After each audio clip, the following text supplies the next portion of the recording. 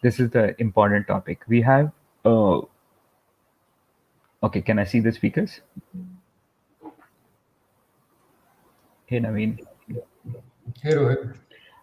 Hi there, sir. How I'll flow this session is I'll introduce the moderator of the session to begin with, and sir will take it up from there. I've known this moderator for almost 2 years now. He's one of the most humble technology mind that we have come across. Daya sir now currently runs a an outfit. A startup is a wrong word to describe on what he does, but an outfit which helps students like yourself to find relevant jobs in technology companies. Is that the right assumption? Introduction, sir. Sure, Rohit. Sure. Yeah. Uh, Over to you, sir. So for, it'll be nice if you could introduce the panelists and then we set the ball. sure. Thank you so much, Rohit. Thank you so much, sir. Thank you so much. Um, Good morning, everyone. Morning, Naveen. Morning, Dr. Ketan. Morning, Amber. Good to Morning see you there. all. Yeah. And Likewise. good morning, everyone. All the people out there who are attending this particular session. Welcome to this, interesting session that we are going to have for next almost about 40-45 minutes. But before I start the session, I do hope that everyone is doing good and keeping safe. Uh, you know, uh, Times are tough, but at the same time, life has to move on. So here we are. Uh, Once again, welcome everyone to this very interesting session on how AI is changing hiring and transforming HR. And to discuss this particular topic today, I have with me Mr. Naveen Beni, Dr. Ketan, and Mr. Amber. Uh, if I may request all of you one by one, I'll take the name. I'll start maybe with Naveen to just take about a minute each and introduce yourself so that the audience can have a fair idea about who they are going to hear from. Naveen, Sure. I start with you. Yeah, thank you, Daya, thank you, Rohit. So great to be here, guys. It's amazing to see. I think over the last couple of months, I've seen that these online webinars, etc., have really taken off, and I think that really helps. A lot of people get engaged in different communities and different aspects of what's happening around. So that's great. So I'll tell you a little bit about myself. So I have been working for the last 7 years. So I did my I think Professor Satyendra is here. Yeah, he's also just joined in. So a little bit about myself. So I've been Hi. in the field for the last 7 years. So I started my career in AI and ML, and I worked with a bunch of MNCs for around 3 years or so. After which I kind of decided to quit and get into the startup field.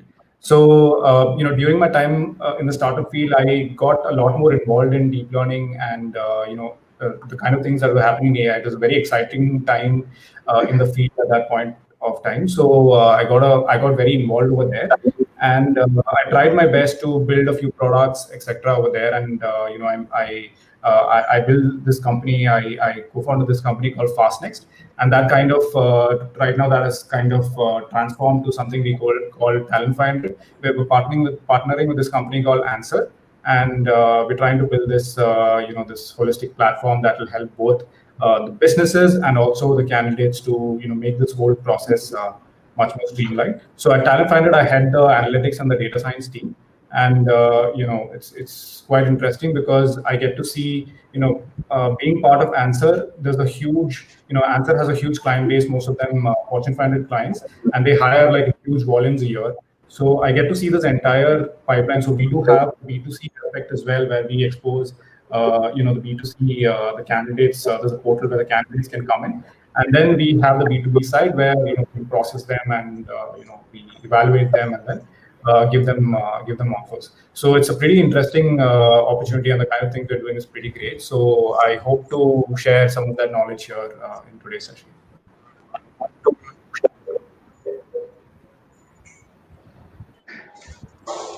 Yeah, Naveen, thank you so much. Dr. Ketan.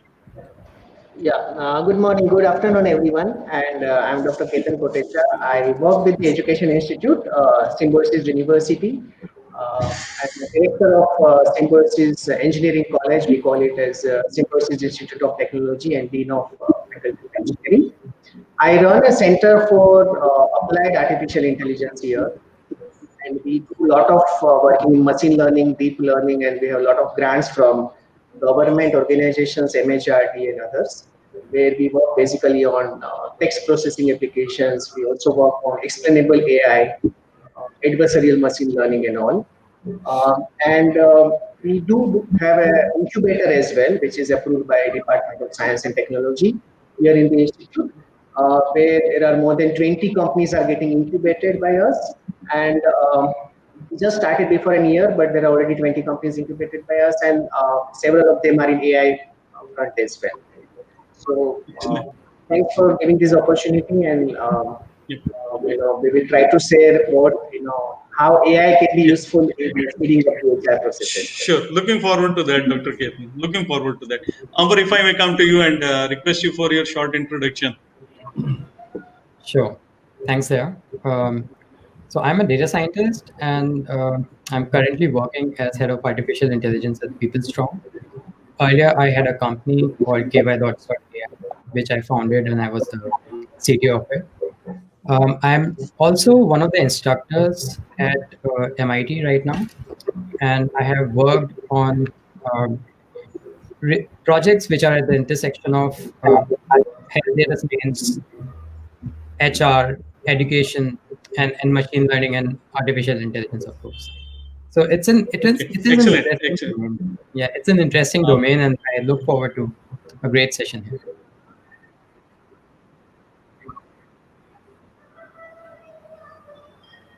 Yeah, over to you there. Yeah, Amber. Yeah, was I not audible? Hello. Yeah, hello. Yeah, Amber, are you able to hear me? Yeah, I can hear you. Was I not audible earlier? You were. I think little bit there was some disturbance, but now it's okay. We can hear you. Sure. So great. Do you want me to repeat what I said? If I was if you can just take if you can just take half a minute. Oh, sure. Yeah. So I was saying that I have a working experience of almost 9 years, which includes entrepreneurial experience as well as working in a couple of startups. And I'm currently working as a head of artificial intelligence at PeopleStrong. I am also one of the instructors at MIT, which is Massachusetts Institute of Technology. I am taking classes on causal inference and marginal structural modeling, which is the part of data science and statistics.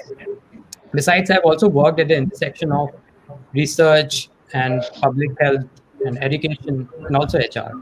I published a couple of research papers, and I was also part of a team that won a hackathon recently at MIT. They have COVID-19 data on there. So I have been working with a professor there. Yeah. Thanks. Excellent. Thank you so much, Amber. Thanks for the great introduction here. If I may come to you, Professor Satyendra, for your quick introduction, and then I start the session formally. Yeah, sure. Thank you, Daya. Thank you, Daya. Dr. Kotecha, Amber, Naveen, and Rohit. I'll introduce. I am basically a management professor, and we work with working with Amity Raipur, and I currently the incubation. We have a Amity Innovation Incubator, which we run it from Noida, and we have regional centers and 6 more open. We are a part of Atal Incubation Center, and I'm part of the Atal Tinkering Labs for the whole of here. Apart from this, I am the director placements. I take care of the placements. It's a wonderful location where I have a lot of people around. Yeah, as Dr. Kotecha said, we are actually we also have center of excellence at our place and incubation services which we provide. For this, we have also applied for some 4-5 patents also in relevant fields, 1 or 2 in COVID and all those things. So let's see how things we can work out really on that. So I hope it would be a wonderful session, and then we can conclude it. Thank you. Sure. Thank you.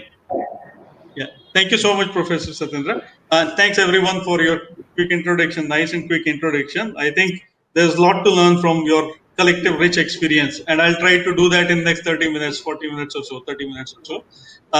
So I'll just like to set the context here, and I'll say that there was a recent study done by KPMG which says that only 14% of companies invested in HR in past 2 years or so. This is something very, very concerning. Again, another organization of some stature, Deloitte, right? They did another study in 2019 again.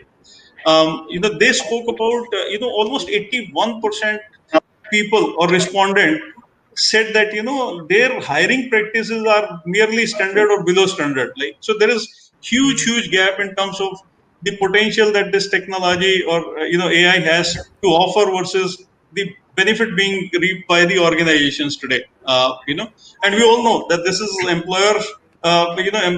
Employee is the king in today's market. Employer is no longer the king because it is the candidate who gets to decide where he would like to or she would like to work and which company they would like to get associated with. So a lot depends on a company's progressive state of mind and practices out there to kind of attract the right talent. Okay. With that, let me just start this particular session. And my first question is to you, Amber, and followed by Dr. Ketan. My question to both of you is: does AI really have the potential to transform HR function and change the way hiring takes place today? Start with Amber and yeah. Yeah, thanks, Daya. Can you hear me? Yep. Yeah. Sure, thanks. So I think before I even answer this question, the term we are looking for is post-COVID. So post-COVID world is the world that we are currently living in. And all the answers I think that we would be giving would be touching upon this concept more or less, because the answers that I would be giving or we would be giving would have been very different earlier than they are now. And because of COVID, the gap that had already existed between smart organizations and not so smart organizations, it has already widened a lot, and it is only going to increase as we move along. There are various reasons for it, because companies are going through money crunch, except of course the companies that have just received the funding or maybe have been sold off, like Byte Junior had by they were sold off to Byju's. Right. So those are the exceptions, of course. But when there is money crunch, people go to optimize on either logistics or attrition. They try to figure out who are the resources we are not using. And as morally or ethically unsound it might sound, but it is the reality. It is the hard reality. Hiring is also something which has been either frozen in many of the companies. So considering all these dimensions, it is really important that whatever technology can help in getting your organization to a better level, in creating an organization which is smart, which acts quickly on its feet, any sort of technology that could be picked up. And artificial intelligence or machine learning is especially one of those technologies which can actually lend a good support to your organization. So I think there is a huge scope of transformation, but at the same point in time, it is not just about AI. There are a lot of aspects to it. I'm sure we would be discussing those along in the session. So yeah, that's it Sure. for me. Sure. Thank you so much. Dr. Ketan. As Amber has mentioned that there is a lot which can be done using artificial intelligence. A lot of advantages of cost cutting and time saving, which is obvious every company would like for. But at the same time, just to have a debate on that, there are a lot of loopholes as well, which AI will create, which can't be overcome without the human intervention. So I'll be, once the question comes, I'll be telling on both the sides that there are what are the advantages of using the AI technologies, which definitely helps in optimization. But at the same time, AI is having some limitations of even bias of the algorithms. So there will be both the sides. But yes, final answer is AI will definitely help, and those companies who will not use AI in HR recruitment will be definitely lagging behind compared to those who will use, for sure. Fair enough. Fair enough. I think great perspective by both of you here. We're talking about the potential of AI in terms of transforming business, transforming HR, recruitment practices, etc., etc. And Amber, you mentioned about being smart versus not being smart, right? So I mean that's the level. So and Dr. Ketan, you also mentioned that this has a huge potential in terms of impacting or transforming, right? So sure, great. I think with that established that AI has a huge potential in terms of transforming. Let's just do a dipstick on how industry or organizations are prepared about it, and let's just get to Dr. Satendra and Naveen here and ask them uh, in their experience, if they've seen organizations having a strategic plan in place for AI adoption in HR functions, particularly. Naveen, if I may start with you, what has been your experience working with various organizations? Have you seen, a proper strategy in place with respect to AI adoption in the HR function, particularly? Yeah, thanks for the question there. So, in my experience, and I think this is slightly counterintuitive to what you said about the 14% in people who are actually investing in the HR space. At least maybe I'm slightly biased towards the recruitment side because that is where a lot of our focus is. So, in terms of recruitment, recruitment is a big challenge for companies, right? Because it is actually a big problem, and in my experience, our clients have always been looking out for some solutions to actually solve this problem, right? And obviously, now that AI is the buzzword and there's a lot of hype around AI, it obviously becomes like a strong candidate to solve this problem, right? So I have seen this sort of desperation from organizations to actually solve this problem. And one of the biggest reasons why AI can solve this problem is because AI has the ability to deal with scale, right? So I'll talk a little bit about that later. But in terms of the actual strategy that organizations go for, I think given that the field AI is, there's a lot of talent and a lot of resourcefulness needed to actually implement an AI solution. Most of the strategy in terms of actually solving the problem is actually they go for buying instead of building, right? If you look at buying instead of building, the big challenge is that one, you need a lot of data, and second, you need the talent or the expertise to actually build such a solution, right? So, in my experience, most MNCs and startups even they actually go for a buying the buying option. But having said that, I've also worked with a few MNCs who, given that MNCs like Google and Accenture who tend to hire in bulk, right? They hire like hundreds of candidates a month. So over there, since they have the data, the option, and they do have the capability as well, what they try to do is they try to use their center of excellence, etc., to actually try and build a solution that works for them. And the big advantage there is that given that the data is very domain and company specific, that is the increase in accuracy or the efficiency that you get by going after such a solution. So that has been my experience there. Okay, so what I'm hearing from you is that especially large enterprises serving the IT/ITES sector particularly have strategies in place in terms of adoption of AI, right? Let us hear from Dr. Satendra also as to what his experience has been in terms of mid to small organizations or industry otherwise, which is not IT/ITES, but other than that.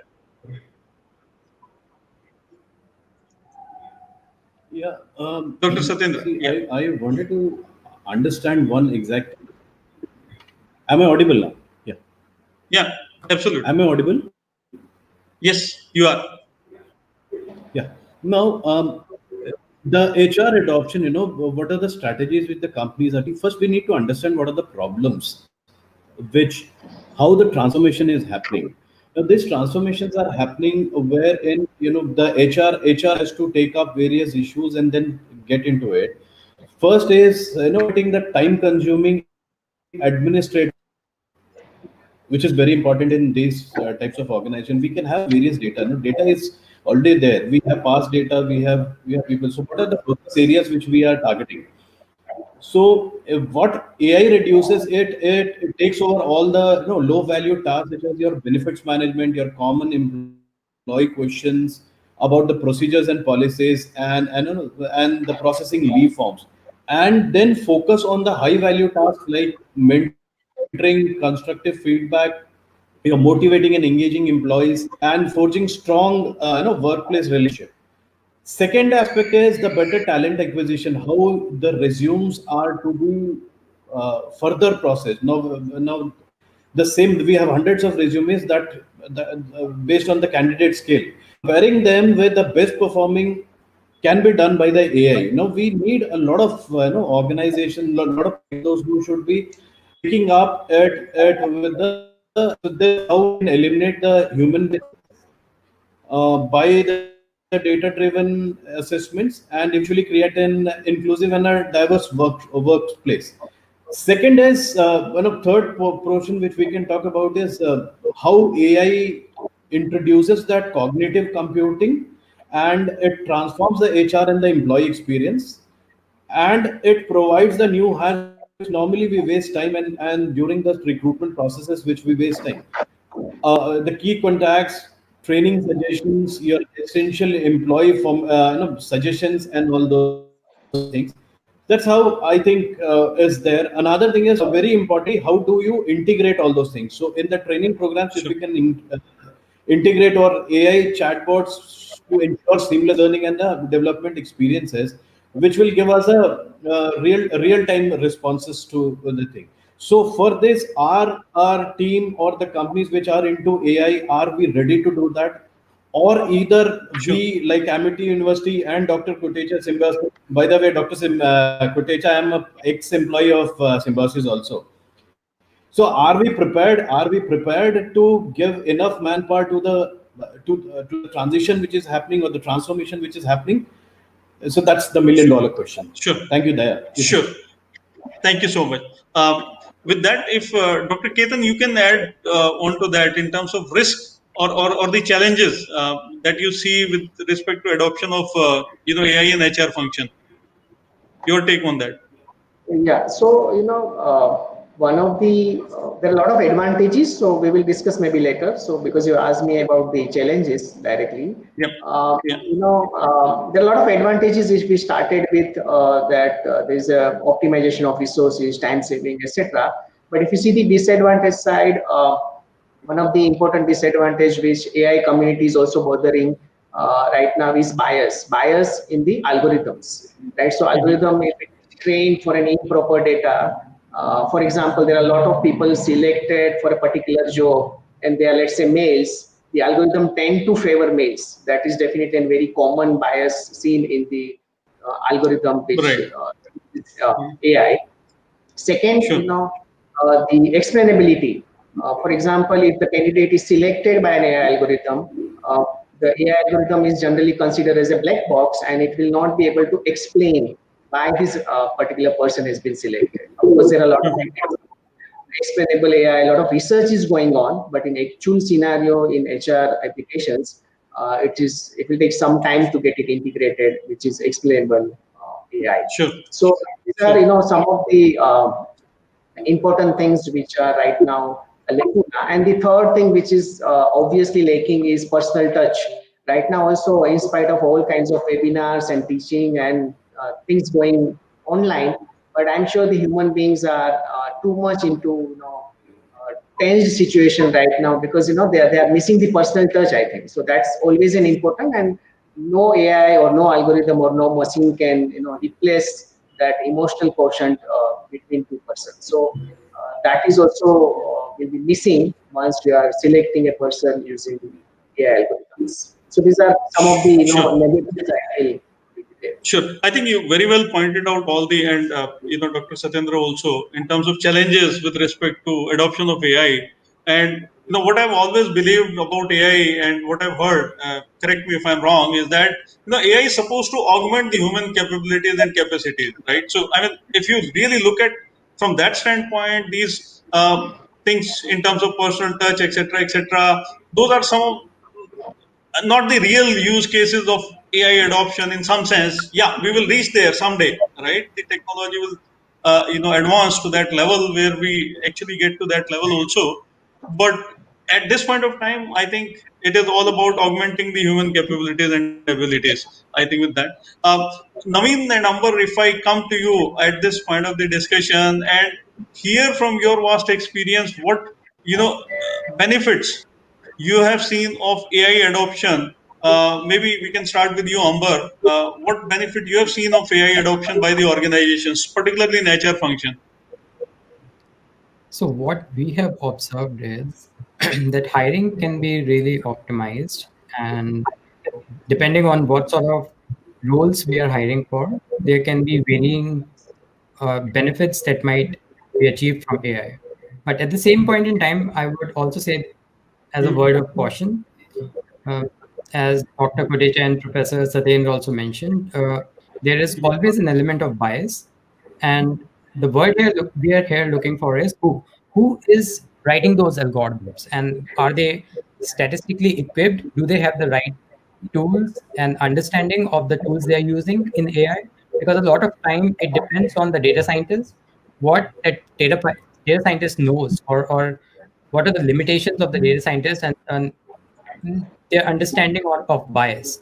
That is something which plays a really big role there. But at the same point in time, we have seen recruitment is really impacted there. We have also seen that there are some monotonous tasks like putting down all the keywords in a form, or maybe reading from personal ID, like let's say passport and everything. So these are the tasks that could be automated. That is another advantage that can be have.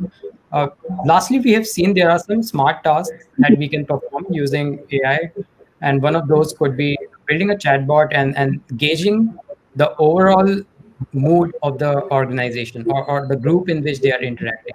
That is one of the use cases which might be in positive light, and that might be a smart use case. There have been certain startups, not in India as much, but in Silicon Valley, there are a couple of startups like GoBot. They are also about gauging the mood and understanding if someone has a mental health issue. And even organizations are prioritizing that to be implemented. Not so much in India, but in Europe and US, there is a lot of use case around AI with respect to this. Great. Thank you so much, Amber. If I may come to you, Naveen, on this. Yeah, I think the other panelists have raised some very strong points, and probably I just want to add to that. So in terms of so you're talking about how AI is more of an augmentation rather than a replacement, a complete replacement of humans itself. Right? And I strongly relate to that point. And in terms of the benefits that AI brings into the recruitment function, it's exactly that, right? It sort of enables us to create a sort of man-machine ecosystem where the machine part allows you to actually scale, right? Like process many candidates in terms of recruitment, right? So that's a big benefit. And if you actually look at the entire recruitment value chain, right?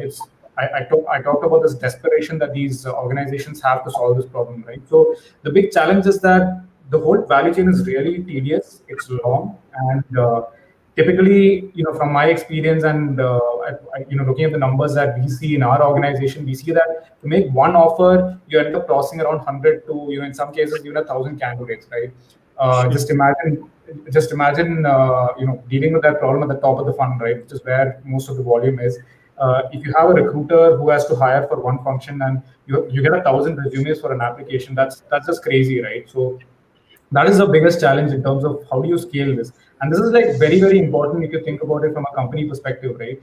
A company is nothing but a group of people, and if you're not able to scale, and if you're not able to scale one, and you're not able to scale with the quality that you want, right, that will for sure will affect the value that you're adding to the society, right? Whether it's a product or a service, whatever it is, right? So that is the big bottleneck companies have in scaling, right? So if an AS is able to come and solve that problem, is able to augment the recruiter and say, okay, don't process these 1,000 candidates, but here are the top 100 or here are the top 10, right? All of a sudden, that's like 100 or a 10x multiplier, and that I think is a big value add to recruiter, both in terms of the recruiter productivity and the cost, and obviously being able for a company to scale up and scale up to like good quality, become a good quality company, right? So that's my take on it.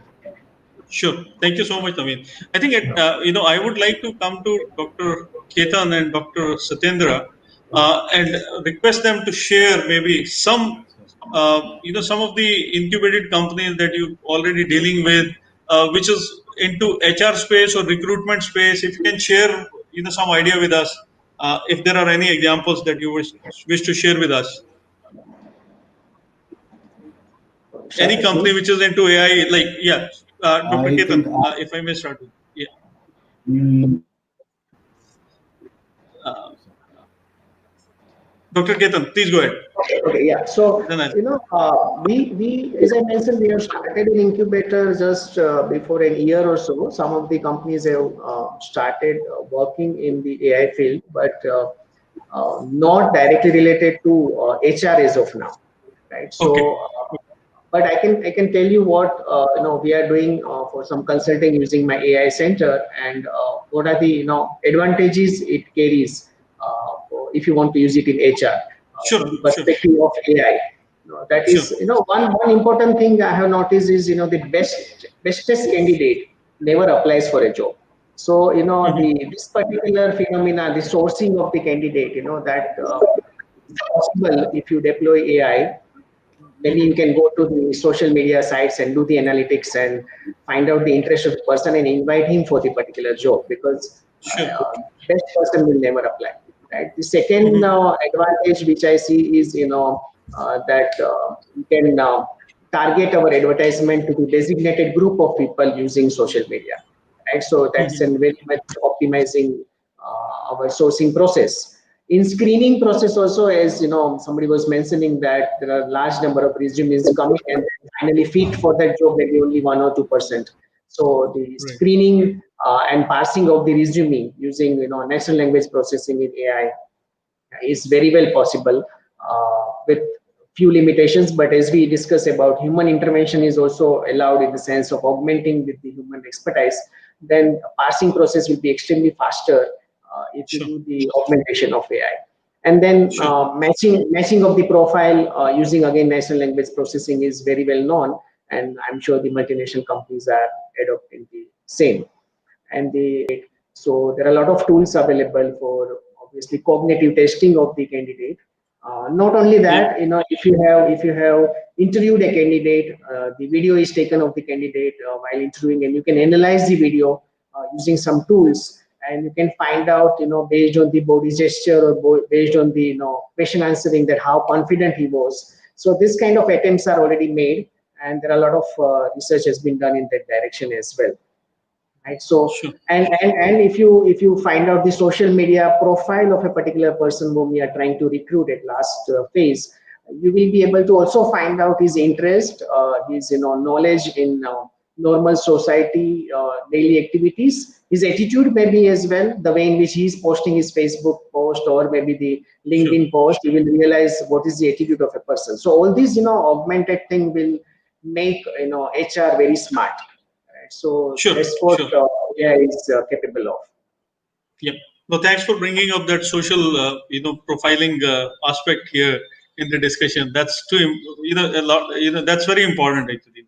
Yeah, because I think even if you all. want to have a US visa, I think the US embassy also asks your Facebook account, because Sure. you can cheat by writing something, but in your last 5 to 10 years of history, what you are posting to your friends and family will tell more Right. about you, and that is highly Sure. relevant, I think, in finding the smart person. Sure. I think Rohit, we've lost Dr. Satyendra here. I think he should be joining in, but just coordinate with him. Yeah. But let me move. Get this discussion going. And I think one of the key aspects which I'm hearing, a lot of people are sending messages on chat as well, is about the skill availability. So let's talk about the availability of the right resources in this particular field. And Naveen, maybe you're dealing particularly with talent, and Amber, I will come to you after that. But share your experience in terms of what has been your take on the availability of the talent, skill, right skilled people, and Yeah. Yeah, for sure. So I can talk about it both from from my client perspective, and also from my own personal experience hiring for my team. Right? So if you look at AI, right, Naveen, and just 1 AI, minute. I like think Rohit has something to say. Rohit, This is an interesting question, and Naveen and Amber, Sure. I mean, while you will address, how can candidates also use AI for them to get hired in an organization like you, like a reverse AI engineering in that sense? Yeah, please address this. Yeah. yeah, I think interesting, Yeah, interesting perspective. But yeah, let's go with that, Amber, the original question, which is industry readiness with respect to AI talent, enough AI talent, because that's a known phenomena. If you don't have the talent, technology may have huge potential, but you can't implement it, right? So let's figure out that, and then probably move to what Rohit said. Yeah, I'll definitely talk about that bit as well, Rohit, because being in this field, right, and being there's so much hype around this field, right? So one of the most common questions that I get is, how can I become an AI expert? In fact, it has got so common that I've literally written like a one-page document about how you can be an AI developer, and if you start from this field, this is where you start at, etc. So I'll definitely address that, and I'll definitely address that. But to start with, about the skilled resources part, as I was saying, right? So I've had experience both from hiring for my team and for my clients.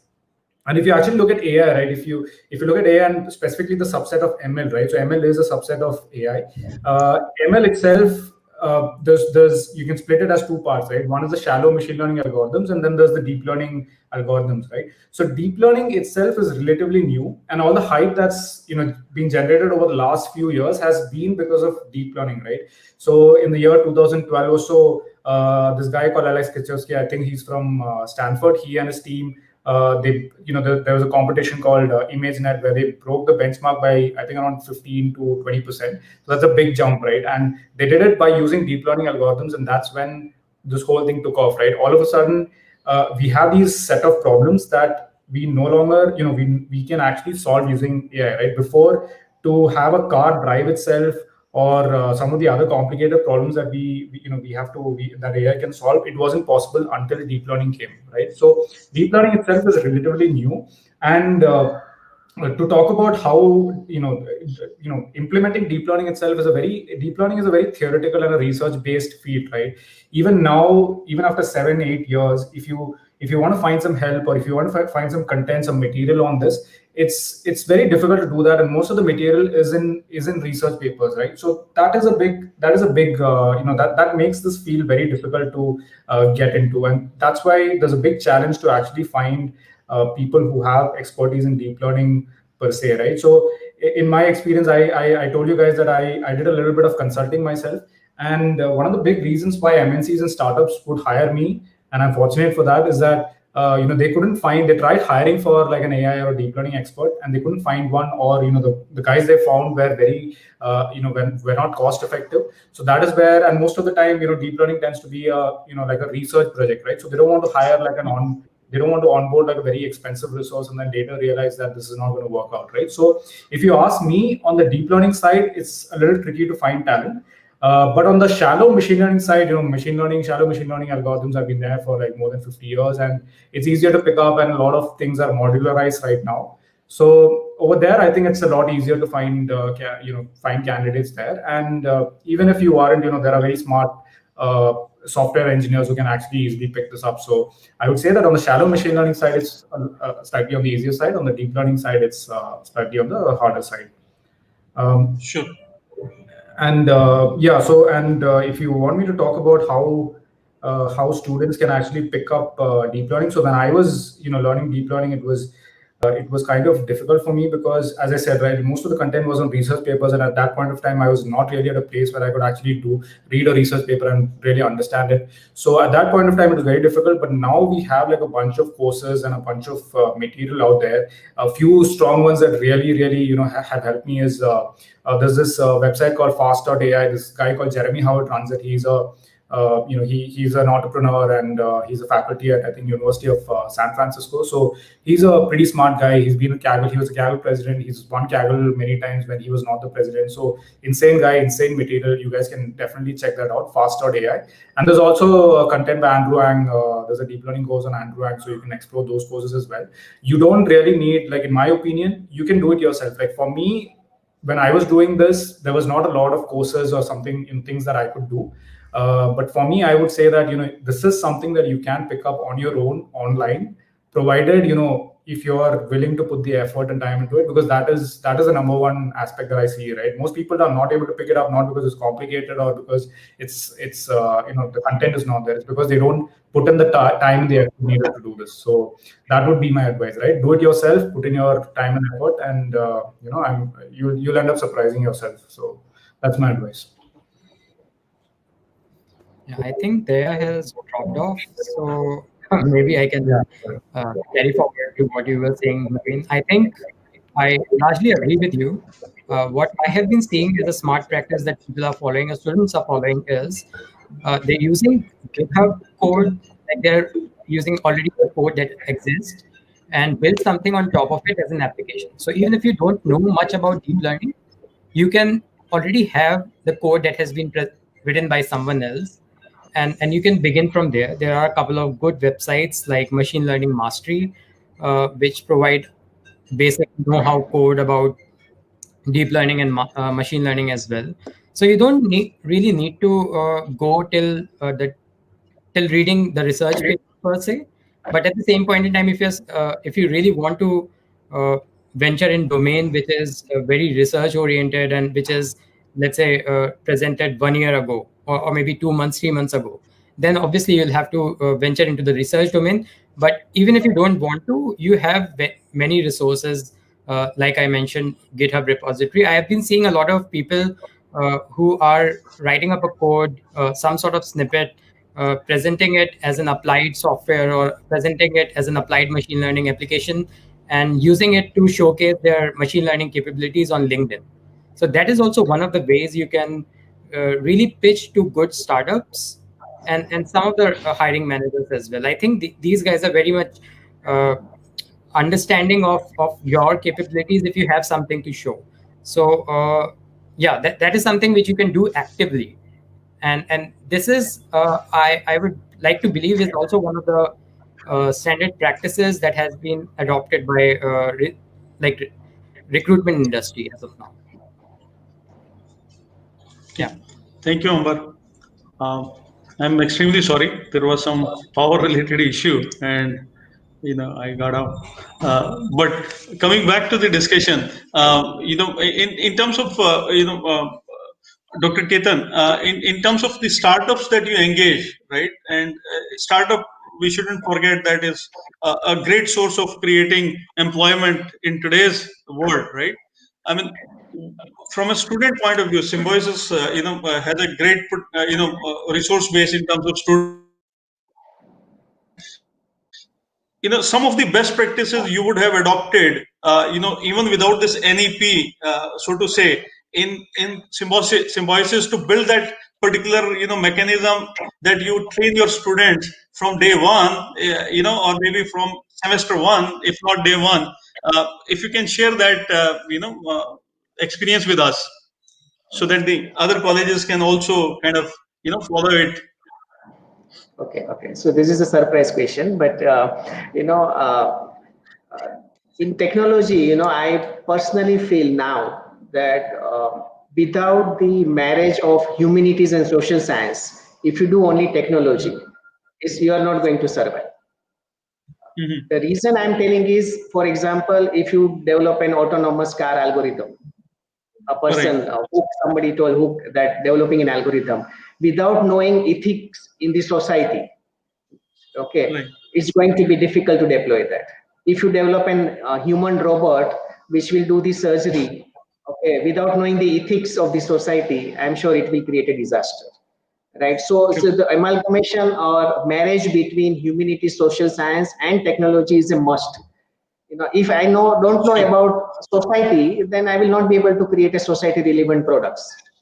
right? Sure. Even there are other issues like legal. If an autonomous car knocks someone, okay, and somebody dies, who is responsible finally? A person who has developed an algorithm, person who has sold a product, or who? There are thousands of people involved in that particular technology, right? So there is an always required to be a match. So what we do at Symbiosis from day one in semester one, we have a course on how to think. You see, there is a dedicated course on how to think, which is called critical thinking. Okay, there is a second course which is called creative thinking, so engineering creativity. There is a course which is on ethics and values. There is a compulsory course in engineering curriculum I'm telling about, right? So there is a course on organizational behavior, how to behave once you pass out from this institution. There is a foreign language. So what I'm trying to tell is we are not only teaching engineering courses to engineers. Okay, we need to teach other courses as well. One of the biggest advantage of doing so is in 21st century, I always tell that given a problem, solving the problem is not that difficult compared to finding a right problem to solve. So finding a right problem means knowing the society, right? So a lot of societal related activities, societal related courses we teach. That is the first thing. Second unique feature is, we have integrated courses. Like if the student is doing engineering, they can do also management courses as well. In fact, they can get a diploma in management along with their engineering. The third, which is unique, is specializations. For example, if somebody is doing BTech in computer engineering from Symbiosis, they can have a specialization or minor in artificial intelligence. Okay, if somebody is doing civil engineering, they have a specialization in, let's say, smart cities. Right, so we give not only the expert search knowledge, but detail in one particular discipline, which is ideally required now. That BTech computers are everywhere, but you need to know something more about at least one particular discipline. Right? So these are some of the unique features we have, and we do a lot of global exposure. Our university name is actually Symbiosis International University. So we have a lot of MOUs with the foreign universities, and students travel there any semester after first year. Credit mapping. So there are a lot of unique features like this. One more last unique feature is, there's a compulsory course on service learning. See, the doctors, once they do MBBS, they go to villages and serve the society.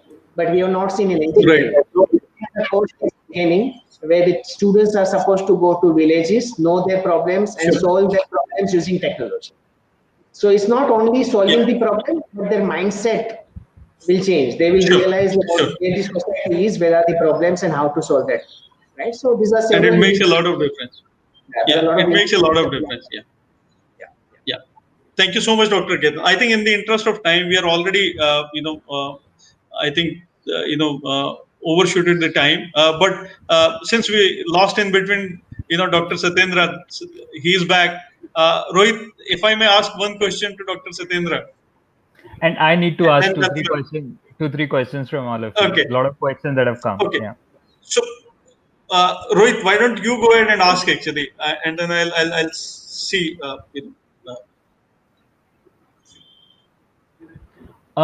It's a pointed question to Amber, and it says, "What is that you see in a prospective employee at a fresher level that you hire in your organization?"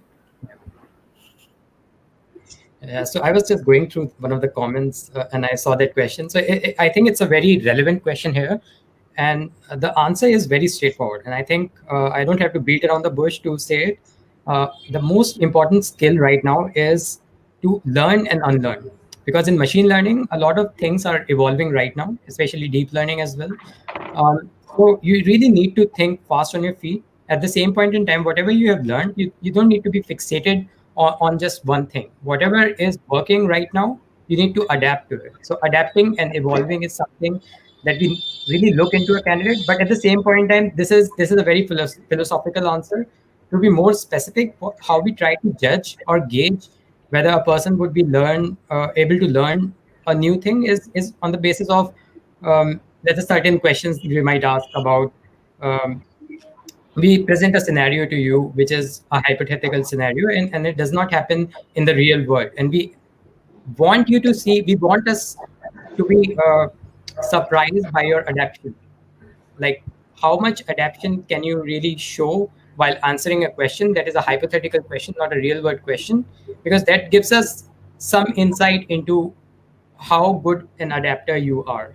So that is something which I would say is something that we look into. So I think. Okay, Anand, sorry, go ahead, sir. Go ahead. Yeah, I think a very right answer he has given, that it's like a cognitive flexibility one has to develop. I always give an example to my students that before 20 years it was like, if you get a job in, let's say, some government organization, you spend your entire life and you retire from that, let's say SBI. Okay. But then now the trend is every 5 years executives change the job, because they feel like one place is like an obsolete. But there is going to be a scenario in 21st century now that every 5 years you will change your profession as well. You may not be, today you may be a teacher, tomorrow you may be some other developer, because that requires a lot of cognitive flexibility. So one has to be adaptive and flexible in terms of cognitive abilities as well. Yeah, I think I definitely would like to re-emphasize that, right? Like, as Dr. Ketan was just saying, right? Like every other day the technology just changes. In fact, I actually have like a checklist, and the last thing on the checklist is the specific skill set, right, of the candidate. Because honestly, I don't really understand, because someone will come on and then tomorrow the technology will change, or tomorrow we decide to build a system that's based on another technology. What really matters at that point of time is whether the candidate has the aptitude and the attitude to actually pick that up and scale up his skill set. So that is definitely the first thing that I'd look at in a candidate. I can very quickly point out one example of what Naveen was saying here. I have been in contact with a professor at MIT, and he is a doctor, he's an MD, but he knows AI and machine learning like the back of his hand. So that is where I think the world is heading. Even if we are a doctor, we cannot work in silos. We really need to adapt, and it actually does not matter that whether you are a doctor or you are an accountant or someone. You can always leverage AI. So as much as a buzzword AI is, it actually has relevance, especially in social impact and meaningful areas like medicine, precision medicine, or even understanding as simple a topic as climate change. So it has real benefits for the real world. You just really need to explore enough. Sure. My second question to all of you is: can a non-tech person, who has not studied technology or has studied like the question has come of physics and all, learn AI? Yes or no? And what steps should he take or should she take to learn AI? I think I can give it a go. Can I add another question to it, and then maybe and what suggestions / feedback that you all could give to aspiring students who want to land up jobs in AI? Do you suggest them to do courses on being offered from various all those Coursera's, etc., colleges, or should they get into more practical learning formats, work with startups, learn, fail, build, and so these are my two questions, and maybe word on from each one of you. So I think a very fast answer would be that, of course, some of these courses are really good. I'll answer the second question first. And Coursera, as per my understanding, and even edX or I think Udemy and every other good or decent website for courses, I think they have really good courses, and especially if you rank them by the comments or the reviews that they have received, I think you can really pick one or two top courses for both machine learning or deep learning and even languages like Python and R. So that is the answer to the first question. Second one, I would say that right now, the kind of languages we are using, especially Python and R, I don't think it requires much of a coding experience. A physics guy or a girl is as good as a computer science guy to get started. It just requires basic knowledge and logic about different logical terms and terminologies and constructs. I don't think more than that it requires anything.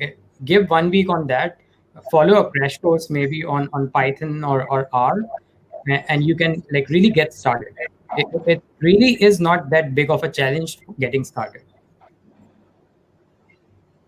Yeah, I agree on that. That the coding is extremely limited now. It has decreased over a period of time. And if you are a hardcore AI, ML, or a particular deep learning engineer, to solve a very big problem, your coding length will not be more than I think couple of pages, screen. So it's that much less. So I think even I tell that coding jobs are not going to be that much important, which are there right now for sure, because everything is automatic coded. And as Amber was telling, in GitHub, you can download any damn code which is possible, right? Everything is available on GitHub, where you can download and fine tune for your application, right? And learning, not at all difficult, like some of the courses in Udemy, Coursera, as you mentioned. And there are direct videos available from Stanford, Berkeley, and all, which are not difficult to understand if you do it systematically and in a sequence of evolution of the deep learning. So it's not difficult at all. And Python is pretty simple compared to C or other language which I was studying when I was a student, right? So very, very easy. So nothing to worry. Yeah. I'm sure the students can do that easily. Yeah. There, sir. Yeah. I think, Absolutely. Absolutely.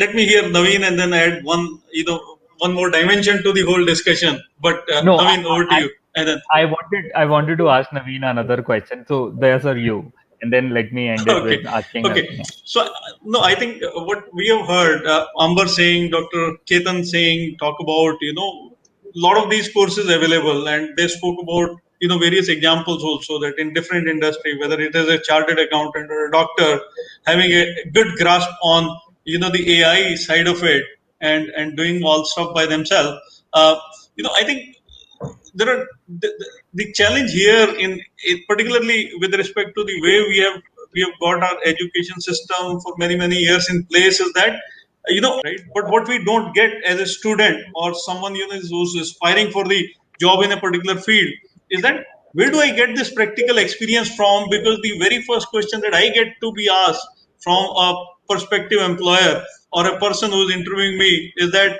what kind of experience do you bring to the table, right? And that's where things fall flat. So I think somewhere we have to work on that industry academia piece, wherein student having access to all these courses, on the other side of it, if they possibly can have access to some opportunities, whether in terms of internship, Rohit, or anything, where they get the practical experience and exposure of solving problems, and then coming back and saying that, okay, this is what I solved, and this is what experience I bring to the table. I think any organization would entertain them. So that's the missing part in my mind. No, if I think if the institute is really investing a lot in the employees and research, it is possible. For me, let me give a small example. As I told, I run a center for applied artificial intelligence at Symbiosis. I'm heading that center, and we have a project with Indian Army. So Indian Army has given us a project whereby in any location we need to track a vehicle, not only from the number plate but so many other parameters, because the person who is trying to attack will obviously change the number plate, right? So there's an actual project given to us. As a faculty, we do research in that, and at least around now, as a big team of students from even not only final year, second year, third year, and final year, there's a huge team of students, around 30 working with us in this center. They are trying to solve that particular problem. So that's, I think, enough exposure to them, because theoretical knowledge or practical on simulations, they can learn from Udemy, Coursera, and other platforms. But at the same time, this kind of projects will give them a lot of exposure to them. Right? It's not possible to give exposure to all 2,000 students with me, but of course they can go to the industry, and of course for us there is no problem because we are in the industry era and hub. So my only submission, Dr. Ketan, here is that how do we make this as a scalable model? Yeah. Right. That's the only submission I have. Like, that's it. Food for thought. Absolutely. And that's what I wanted to ask Naveen and Amber both. Are there platforms like Coursera or Udemy or which instead of doing video education give live projects out? You guys are engaging with them on every day. And my second question, which has come from a audience, is how do we encourage freshers to write research papers, or how do you help them can they be connected with you for guidance, etc., going forward?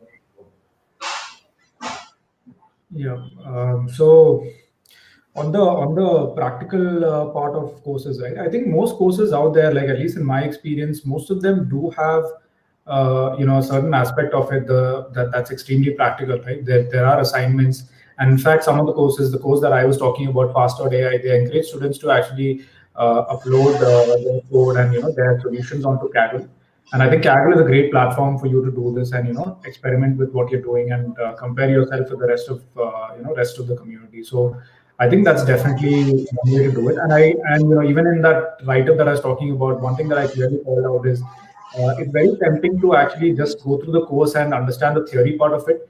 But I remember when I was doing this, the theory part of it was very fascinating, and I felt like I had a great grip of it. But then I went on to Kaggle and got nowhere, right? So that's when I realized that the practical aspects of this is super important, because to be able to actually understand data, I think the way that we humans think about problems versus how actual data problems are solved is very different, right?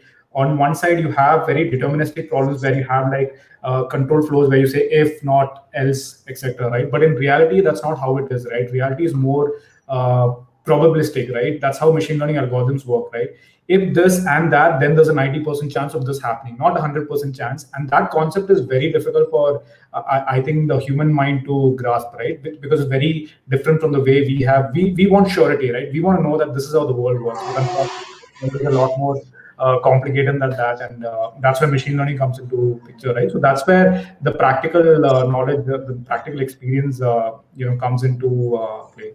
And with regards to the research paper thing, so I'm not really too involved in, I'm more involved in the, enterprise building and the product building part of things now. So I'm not really too involved in the research part of things. There's really a lot of opportunity out there, right? There's no, you were asking about whether it's possible for you to pick up ML if you are a non-tech guy, right? If you look at my example, I'm actually a mechanical engineering graduate, and I had to start from scratch, right? So it was ultimately, any problem solving or any field, at the end of the day, the base is the same, right? The core is the same. It's problem solving, right? It doesn't matter whether it's biology or mechanical, or whether it's computer science or AI, right?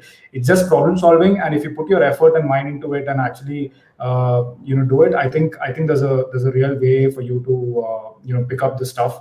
And you might have to be willing to start from scratch, right? It might mean that right now you're a software developer, you might have to you might be earning a good salary, you might have to give all that up and then go and join as an intern in a very small startup, right? Because that's the opportunity out there for someone who's not experienced, right? That's a big challenge. How do you start without experience? So you might have to do that, right? But that's the choice in front of you, right? What do you choose, a comfortable life or a or a difficult life, but more that's filled with learning and opportunities.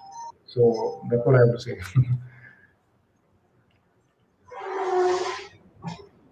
I agree with what Naveen just said. I would just add one more point. Besides Kaggle, I know a couple of companies and some universities that have been organizing datathons and hackathons. You can also build up your skill set from there as well.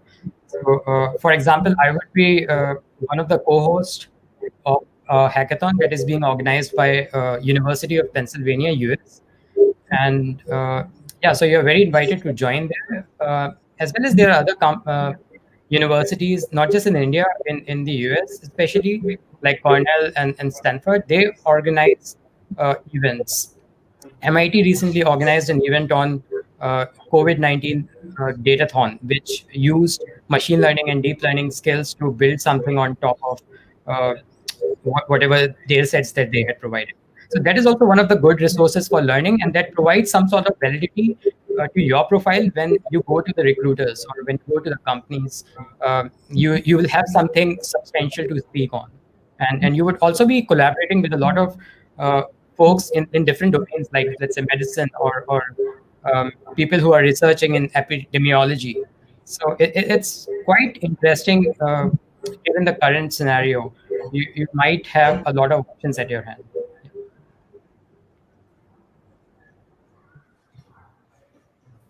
There, sir. May I request you to now conclude? Sure.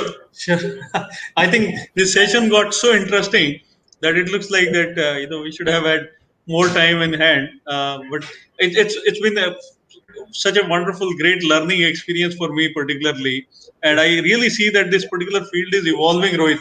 What I could hear from Naveen, Amber, and Dr. Ketan, and Dr. Satyendra also, I think some of the key things that I could get from this session is that there's a lot to be done in the AI space, and there is a lot that can be done in the AI space. So I think that's the particular field to be in today's time. If someone is really looking at a bright career ahead, and one particular ask of this particular sector is that as someone rightly said, that you have to keep learning everyday basis. Something which is holding true today might not hold true tomorrow because it's ever evolving. So if you're really out there to learn on a daily basis, relearn, unlearn, and follow that cycle. And as Naveen also mentioned, that it doesn't matter which background you come in from, but if you really have that thought in mind, saying that you want to solve some problem, and pick a problem and then look for tools around and technologies around, and then solve that problem and find that excellence out there. Great learning from Dr. Ketan as well in terms of the initiatives that you have been taking in terms of bringing this whole ecosystem up, and that's great, insightful. So Rohit, all in all, a session with lots of learning actually. But key 2-3 things that keep learning, keep unlearning. That's the only take. But you don't have to worry which stream you are coming in from, whether you're coming from commerce or science or any other stream.